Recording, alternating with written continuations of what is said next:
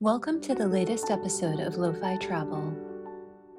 Trying a Saigon River dinner cruise on the Oriental Pearl, Ho Chi Minh City, Vietnam. I was really excited to try a dinner cruise down the Saigon River. It seemed like an old-fashioned luxury. I saw the Elisa from the balcony of the Ho Chi Minh Port Museum and thought, what an interesting old wooden junk. I'll try that one. I later found out that the Elisa is actually too large to sail, so it's just permanently docked as a restaurant boat. There are many dinner cruises to choose from, but I wanted to go on one of the old wooden boats, and the Oriental Pearl looked like the nicest one running. It's not expensive. It seems like locals can get tickets for $16 each, but any non-Vietnamese speaker gets charged about $10 more if you buy from any of the sites online where you can buy a ticket. For the money, the food is sufficient. You get enough food, but it's not really tasty. There's a Western menu and an Asian menu. I chose the Asian menu, but it actually wasn't particularly Asian. I don't know. Drinks, including water, are extra, and the cocktails are weak.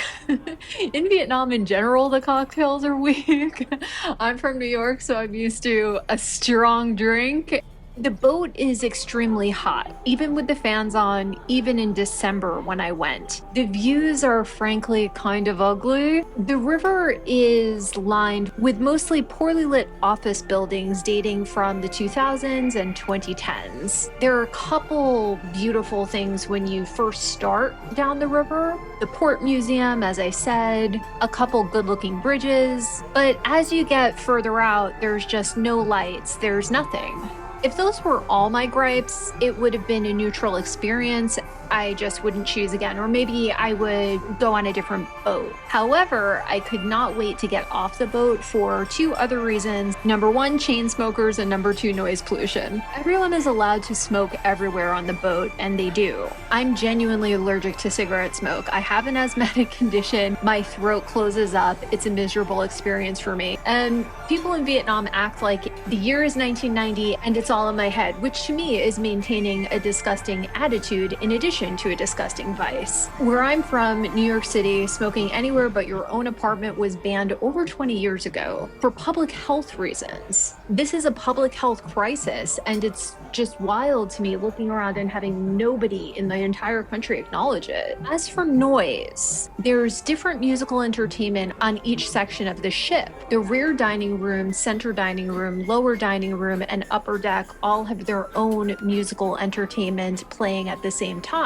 Problem is, there are no walls between the spaces. So 4 different live bands and or sound systems play at the same time all night, and you can hear all of them loud and clear. In Vietnam in general, noise pollution is a serious problem. Even local karaoke places think it's cool to jack the volume up to decibel levels literally considered torture by the FBI, and the strategy on this boat was no different. They actually had an extremely charming traditional music troupe rotating through the spaces, and it makes me genuinely sad to know that their talents are just wasted here night after night. Lastly, let's talk about the patrons, the crowd. In the center dining room, it was mostly couples on dates and tourists. The rear dining room was taken up by some sort of corporate party where they were drinking to the point of bad behavior, but they also seemed able to order their own much more luxurious food. I don't know how that was arranged. The lower dining room was dedicated to the occupants of 2 giant Chinese tour buses getting extremely drunk and extremely wild. You only live once. It was on my list and I tried it. Traveling isn't perfect. C'est la vie. Can't say I recommend it.